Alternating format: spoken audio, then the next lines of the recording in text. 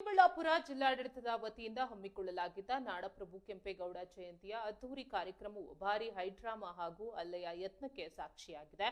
ತುಂಬಿದ ಸಭೆಯಲ್ಲಿ ಸ್ಥಳೀಯ ಕಾಂಗ್ರೆಸ್ ಶಾಸಕ ಪ್ರದೀಪ್ ಈಶ್ವರ್ ಅವರಿಗೆ ಎನ್ಡಿಎ ಒಕ್ಕಲಿಗ ಕಾರ್ಯಕರ್ತರು ತೀವ್ರವಾಗಿ ಅವಮಾನಿಸಿದ ಘಟನೆ ಕನ್ನಡ ಭವನದಲ್ಲಿ ನಡೆದಿದೆ. ಕೇಂದ್ರ ಸಚಿವ ಎಚ್.ಡಿ. ಕುಮಾರಸ್ವಾಮಿ ಅವರ ವಿರುದ್ಧ ಇತ್ತೀಚಿನ ದಿನಗಳಲ್ಲಿ ಶಾಸಕ ಪ್ರದೀಪ್ ಈಶ್ವರ್ ತೀವ್ರ ವಾಗ್ದಾಳಿ ನಡೆಸ್ತಾ ಇರುವುದಕ್ಕೆ ಆಕ್ರೋಶಗೊಂಡಿದ್ದ ಎನ್ಡಿಎ ಒಕ್ಕಲಿಗ ಯುವಕರು ಇದು ಸಮುದಾಯದ ಕಾರ್ಯಕ್ರಮ, ಕುಮಾರಸ್ವಾಮಿ ವಿರುದ್ಧ ಮಾತನಾಡುವ ಶಾಸಕರನ್ನ ವೇದಿಕೆಯಿಂದ ಕೆಳಗಿಳಿಸಬೇಕು ಮತ್ತು ಕಾರ್ಯಕ್ರಮದಿಂದ ಬಹಿಷ್ಕರಿಸಬೇಕು ಎಂದು ಪಟ್ಟು ಹಿಡಿದರು.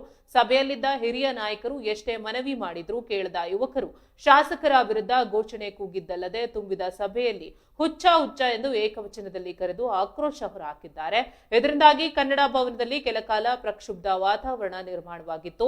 ತೀವ್ರ ಅವಮಾನ ಹಾಗೂ ಆಕ್ರೋಶದ ನಡುವೆ ಶಾಸಕ ಪ್ರದೀಪ್ ಈಶ್ವರ್ ಅವರು ಕಾರ್ಯಕ್ರಮ ಮುಗಿಸಿ ಹೊರಡಲು ಮುಂದಾದ್ರು.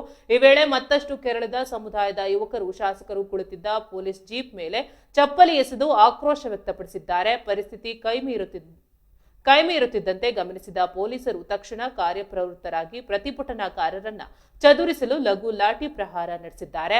ಪೊಲೀಸರ ಹಠಾತ್ ಲಾಠಿ ಪ್ರಹಾರದಿಂದ ನೆರೆದಿದ್ದ ಸಮುದಾಯದ ಯುವಕರು ವಿಚಲಿತರಾಗಿ ಚೆಲ್ಲಾಪಿಲ್ಲಿಯಾದರು. ಸದ್ಯ ಚಿಕ್ಕಬಳ್ಳಾಪುರದಲ್ಲಿ ರಾಜಕೀಯ ಬಿಗುವಿನ ವಾತಾವರಣ ನಿರ್ಮಾಣವಾಗಿದ್ದು, ಕೆಂಪೇಗೌಡ ಜಯಂತಿಯ ಕಾರ್ಯಕ್ರಮವು ರಾಜಕೀಯ ಸಂಘರ್ಷಕ್ಕೆ ವೇದಿಕೆಯಾಗಿ ಮಾರ್ಪಟ್ಟಿರುವುದು ತೀವ್ರ ಚರ್ಚೆಗೆ ಗ್ರಾಸವಾಗಿದೆ. ನಾಡಪ್ರಭು ಕೆಂಪೇಗೌಡರ